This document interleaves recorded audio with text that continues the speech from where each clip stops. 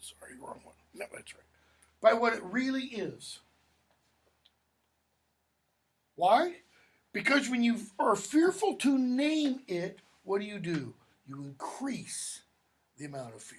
If you're not willing to address it, okay, then you just add more power to it. That's what Gwydion is saying here. With all my understanding, he said, I could not have discovered the Horned King's name without Hinwen. She told me the secret of the forest. Okay? So, Taran asks, where's the Gwythaint? Don't know. But I doubt he will ever return to Anuva, for Iran would rend her to pieces, blah, blah, blah, blah, blah. So, he tells Taran to take a rest. A few days go by, Taran rests, etc., etc. And what do we see? Bottom of 180, top of 181. They all get summoned into the great hall of the castle. Okay? They're going to get ready to head back. But gifts are going to be distributed. They receive the gratitude of King Math, son of Mathanui, ruler of the House of Dawn. The white-bearded monarch was talkative, testy, etc., etc. And so he starts handing out treasure. He says, top of 181, these are small gifts for great valor, but it is in my power to bestow them, so I do. So he gives Fluter something. To Fluter Flam shall be given 1 harp string. Though all his others break, this shall forever hold, regardless of how many gallant extravagances he may put on. What does he mean by gallant extravagances? Lies. Gallant, noble. He's not talking about, dirty little lies because he's trying to conceal, some cowardice or something. He means making his part in something greater than it actually was. Okay? Its tone shall be the truest, most beautiful. So all the other strings might break, but this one will never break. Cool. To Dolly of the Fair Folk, the power of invisibility, so long as he chooses to retain it. Now, prior to this, has Dolly been able to make himself invisible? Not very well. Every now and then. Okay. To faithful and valiant Gurgi shall be given a wallet of food, which shall be always full. So that when Gurgi is out in the wild and he's hungry, he pulls out that wallet, and it's not like this kind of wallet. It's like a bag. Okay? And it's like, Jesus and the feeding of the 5,000. There's always enough food there, no matter what. To Eilonwy of the house of Lear shall be given a ring of gold set with a gem carved by the ancient craftsmen of the fair folk. It's precious, but to me her precious is even more precious. I mean, she is, after all, what? She's a princess. What better thing to give a princess than a ring? And to Taran of Caer Dallben. The choice of his reward has been the most difficult of all. Taran, I don't want a reward. I want no friend to repay me for what I did willingly out of friendship and for my own honor. That is, reward implies some kind of exchange. I did something for you, you did something. I didn't do it. I did it because I thought it was the right thing to do, and for my own honor, because I took it upon myself. Gwydion smiles. Taran of Caer Dallben, you are still as touchy and headstrong as ever. In other words, what has Gwydion just said? Would you shut up? Just shut up and listen for a moment. I want to give you something. It is a mark of honor, it is a mark of grace, that if someone offers you something, to say, no, I don't, to take it. Okay? So, believe that I know what you yearn for in your heart. So, Gwydion is saying to Fluter, I know what you really need. To Dolly, I know what you really need. To Gurgi, I know what you really need. To Eilonwy, I know what you really need. And Taran, I know even better than you do what it is you seek. The dreams of heroism, of worth, and of achievement are noble ones. He doesn't tell Terran, give it up, kid. You're a pig keeper. You'll always be a pig keeper. He says, these are good dreams. But you, not I, must make them come true. In other words, I can't give you the gift of heroism. Well, why not? For one reason. It's earned. It's earned. He's already shown it, hasn't he? When he thought he was saving Gwydion's life when it turned out to be Gurgi in the thorns, he showed his heroism. When he went off after Hinwin, he showed his heroism. When he thought he could use the sword of Dernwin to defeat the Horn King, he showed his heroism. Okay? He showed his worth in all those instances. Ask me anything else. I can't make you a hero, only you can do that. Ask me anything else, Terran, and I'll give it. What could Terran ask? He could ask for a horse. He could ask for a sword, a real sword, a big, strong, mighty, powerful sword. Okay? Terran, in spite of all that has befallen me, I've come to love the valleys and mountains of your northern lands. What's it sound like he's saying? Give me a piece of property up here. I really like it. But my thoughts have turned more and more to Caer Dalton. I want to go home. And yet when the novel began, what did he want? He wanted to leave. He wanted to get as far away from there as possible. And Gwydion says, oh, okay. Why? It's easy. It's an easy wish to grant. There's the door.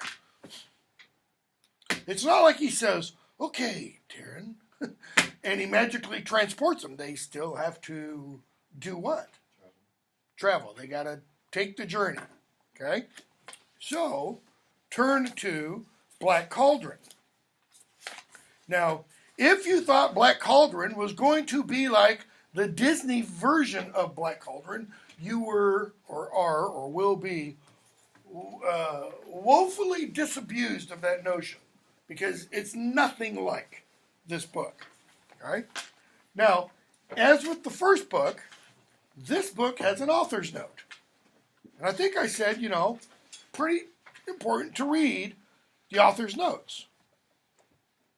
So, he says, second paragraph, if a darker thread runs through the high spirits, it is because the happenings are of serious import not only to the land of Prydain, but to Terran, the assistant peacekeeper himself. Although an imaginary world, Prydain is essentially not too different from our real one. How so? Where humor and heartbreak, joy and sadness are closely interwoven. Now, yes, we don't have horned kings. Well, we don't per se. We do have horned kings. We don't have prophetic pigs at all. There's nothing similar to that. But we do have humor and heartbreak. We do have joy and sorrow. The choices and decisions that face a frequently baffled assistant pigkeeper are no easier than the ones we ourselves must make. Now, what's our author telling us? We enter into this world to do what? Maybe to see how others make those decisions. And maybe seeing how others make those decisions will help us make the decisions we have to face here. Even in a fantasy realm, growing up is accomplished not without cost. Okay? If you read Tolkien's fairy story essay, he has a comment in there where he's talking about children. And he says children are not meant to be Peter Pans. What does he mean by that? What does Peter Pan not do? He doesn't grow old. Why? He wants to always remain a child. Because what do children have that we don't? Or, another way of putting it, what do we have that children don't? Responsibility. Most children don't have much responsibilities. That is, Peter Pan can run around all day long with his lost boy army and do what? Whatever. They play. They play cowboys and Indians. They play sword fighting and such against evil Captain Hook and his, henchmen. And does anybody ever really die? No. It's all play. Okay? So Tolkien says, children aren't meant to be Peter Pan. Why? They're meant to grow up. He goes on from there and says, but that doesn't mean they have to grow. I think the phrase he uses is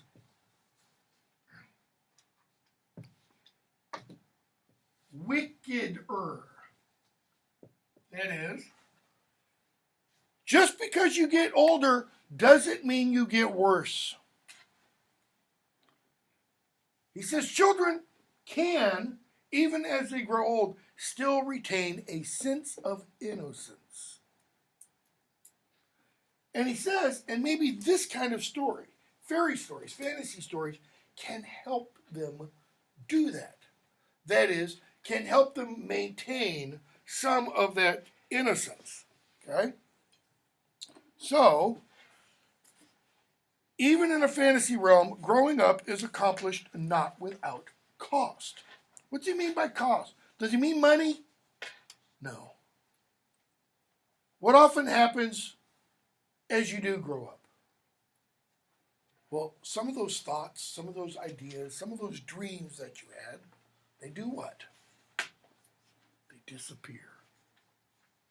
You are, to use a modern phrase, disabused of them. That is, you enjoyed them while a child, and what happens? You grow up and you see the world is not what you thought it was. Okay?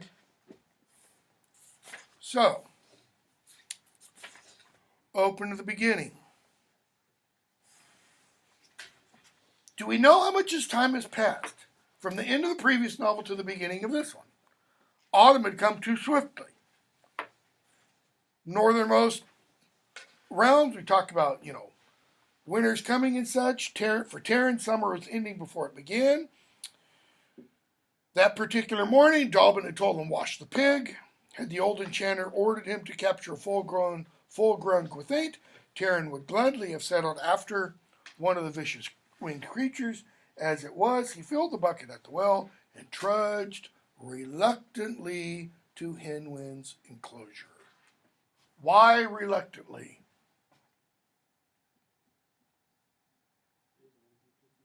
He doesn't want to do it. I mean, he fought against the Horn King. He's a quote-unquote hero. And he's back to washing the pig. Okay? And a rider comes in. And the rider says, you there, pig boy. Looks down at him. Rider's kind of shabbily dressed. And the rider again asks, pig boy, is this Keir Dalbin? It is, but I am not a pig boy. I am Terran, assistant pig keeper. That is, if you're going to address me by my proper title. A pig is a pig, and a pig boy is a pig boy. That is, this speaker says, you can call yourself whatever you want, but you're still a pig boy. Why? You're a boy who tends pigs. Run and tell your master I am here. Tell him that Prince Eladir, son of Penhlarku, and the pig rolls in another puddle. And notice what happens when The pig rolls in the puddle. What does Terran do? He focuses on the pig. Why? That's his job. His job isn't answering strange writers.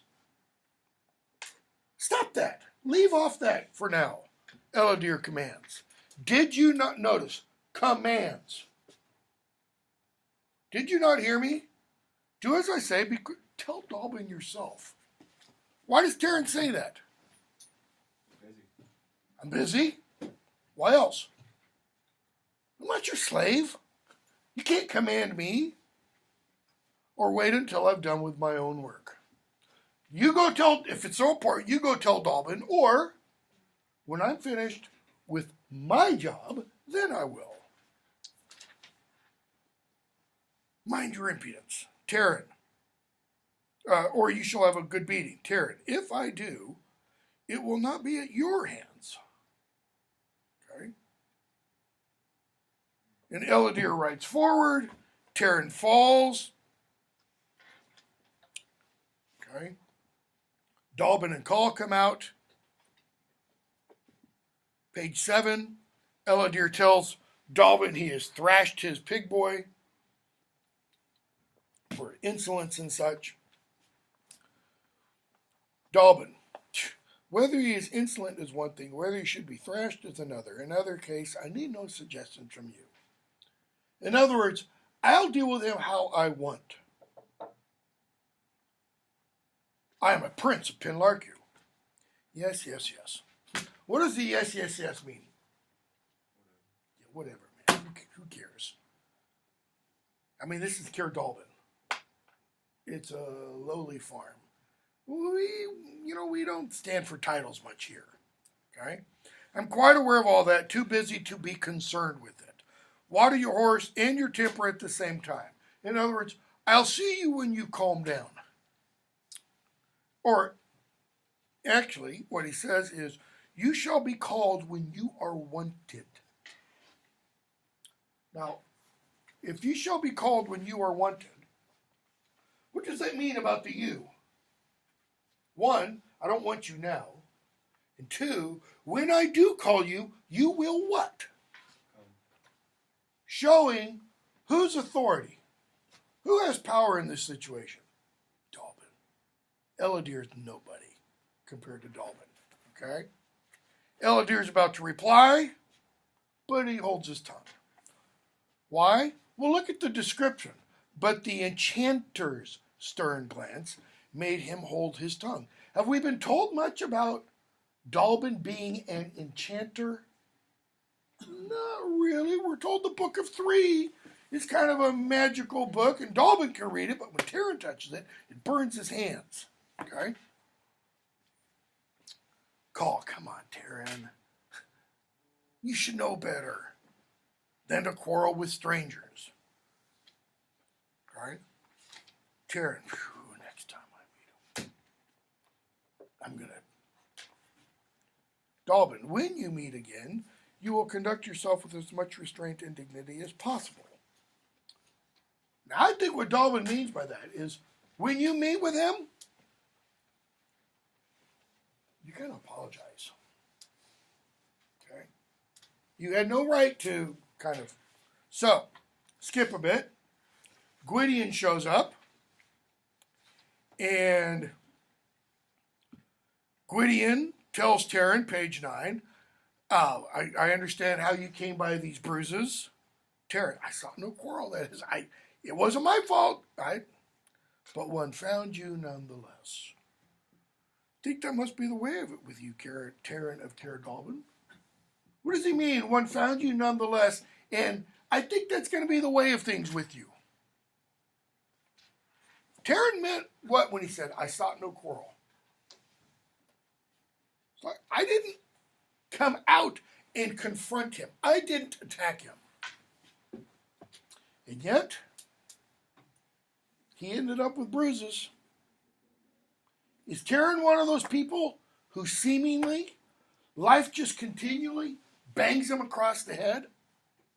Is Terran one of those people who it seemingly, no matter what he does, he has to suffer from the proverbial school of hard knocks?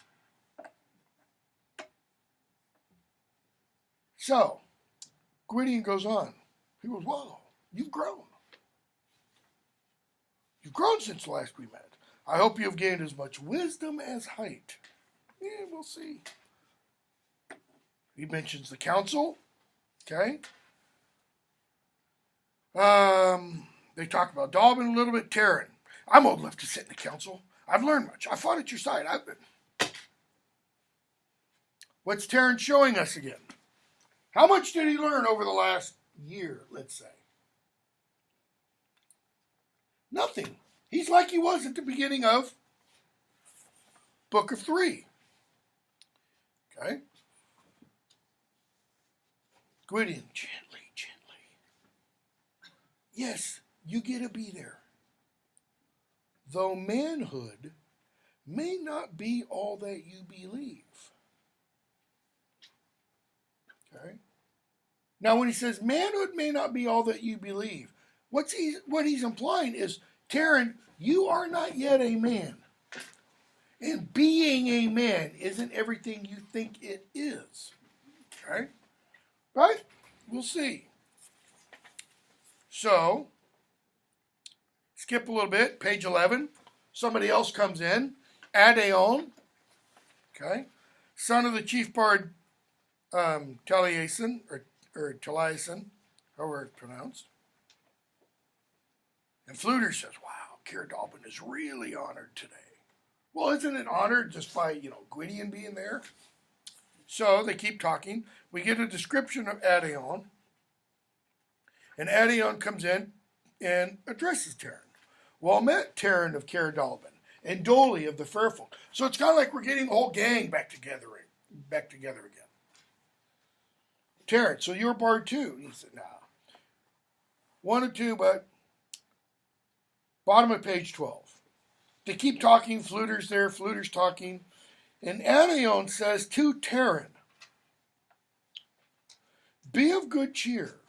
Your gallant tales are worth all the harp strings in Prydain. And you, Terran and Dolly, must promise to tell me more of your famous deeds."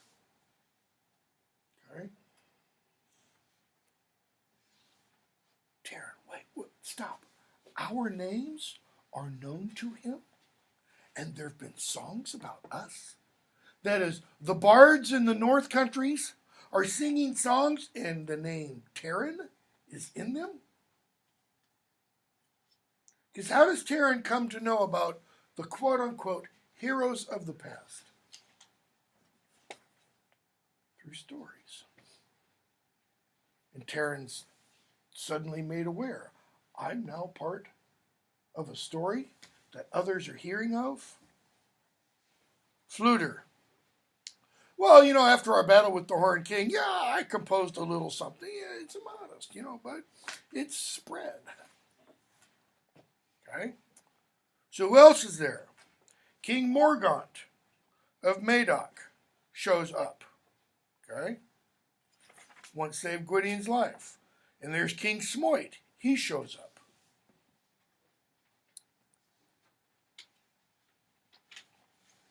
So there's a lot of gentle, banter that goes on back and forth. And we pick up with page 15 towards the bottom. We find out how much time has passed since the beginning of the previous novel. Okay? Dalbin says, not since the beginning, since the end. "Little more than a year ago, as some of you have good cause to remember, Aran, Lord of Anuvan, suffered grave defeat when the Horned King, his champion, was slain." So it's been over a year since the Horned King was killed. Now, the previous novel began, if I remember correctly, towards fall. So they went through the winter months, and the Horned King was killed in the spring, early summer. Now we're at fall again. Okay? But it's not that same. A year has gone by. So whereas Terran was 10, 11, 12 in the previous one, now at least another year later. So Dalbin goes on and says, "For a time the power of the land of death was checked, but in Priday, evil is never distant. That is, in this world, evil's always there. It's just got to be what? Kept at bay, kind of. Okay?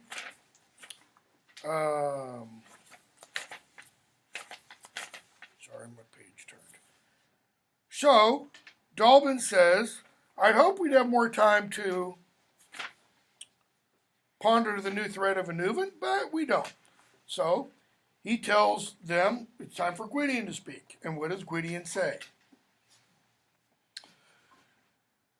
He talks about the Black Cauldron. Who has not heard of the Cauldron born, the mutant deathless warriors who serve the Lord of Anuvan? He goes on, and Gwydion says, bottom of the page, I ask your help, for I mean to attack Anuvan itself to seize Iran's cauldron and destroy it. Why does he want to destroy the cauldron? It's pretty simple. Destroy Iran's power. His real power lay in the Cauldron born, in those soldiers who cannot be killed. Destroy the thing that makes them, and Iran loses much of his power and much of his fear. Okay? So, what do we actually have that we didn't have named, per se, at the beginning of the Book of 3? What does Terran really want? What does Terran really need in order to become a hero, other than a sword? He needs a quest. He needs some glorious thing to accomplish. Okay? Gwydion begins this book with the quest for the Black Cauldron. So this is something that can turn pig boys into heroes. Okay? So, chapter 2. We have the naming of the test. That is, who's going to do what on this quest. Notice, they're not going to all together go out after it. So we get a lot of talk. Bottom of 19. Gwydion says, here's what we're going to do. We're going to divide our company into 3 bands. Okay? The first shall number Dolly of the Fair Folk, Call son of Calfrewer, Fluter Flam, and myself. With us will be 6 of King Morgant's strongest and most valiant warriors. Dolly will make himself invisible. He'll get inside Anuvan. We'll breach the portal. We'll seize the cauldron. That is, we got the most dangerous part. Okay? That's group 1.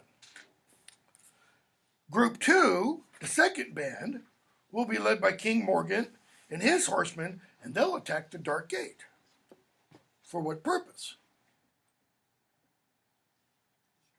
They're a distraction.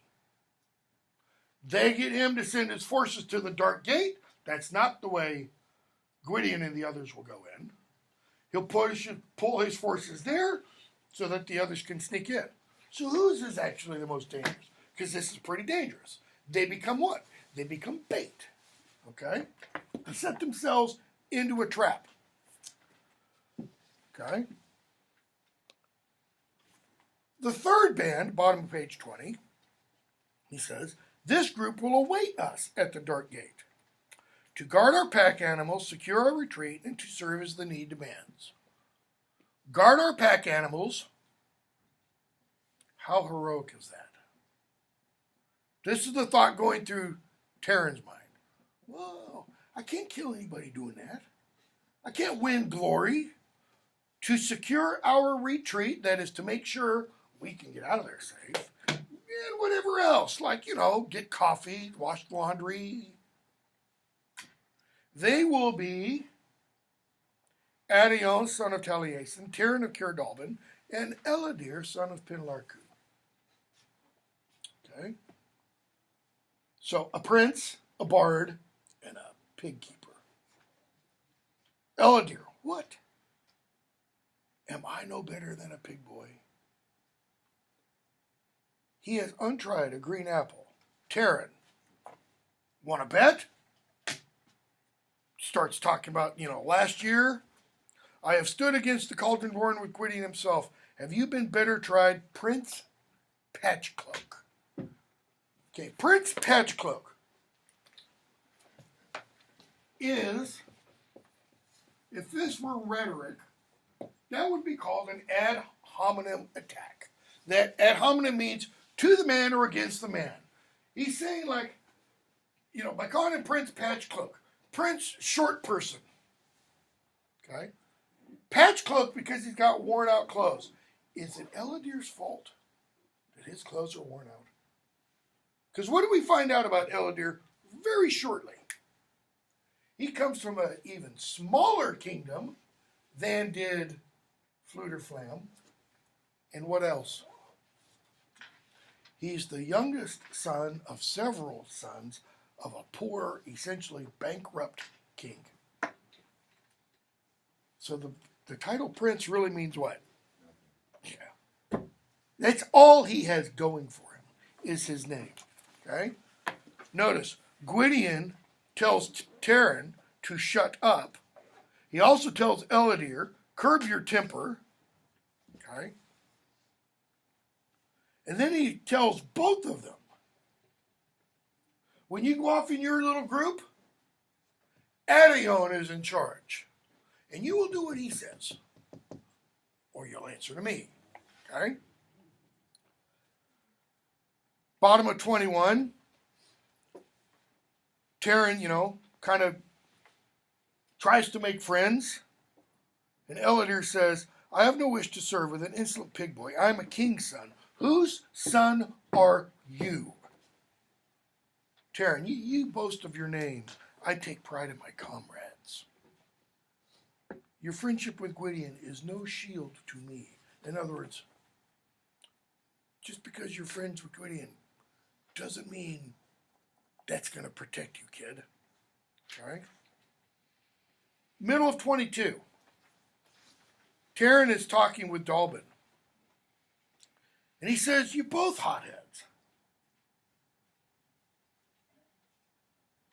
Terran, Eladir spoke the truth.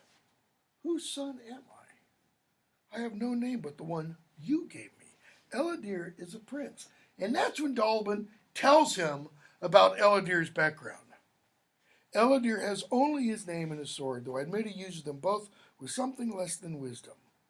But these things have a way of righting themselves. In other words, time will kind of tell. All right? Dalbin, page 23, gives Terran a sword. Terran asks, what kind of powers does it have? He's like, what do you mean what kind of powers it has? It's long, it's metal, you sharpen it. What does Terran think it is? Magical. Say certain words and it'll, etc. Okay, we'll stop there. We'll pick up with the chapter Adaon on Monday. We will finish this, I'm pretty sure, on Wednesday. So you need to get, half to 2/3 of the way through the book by Monday. Do you need anything for the quiz? Just the scantron rating? No, don't need anything for the quiz. Quiz will be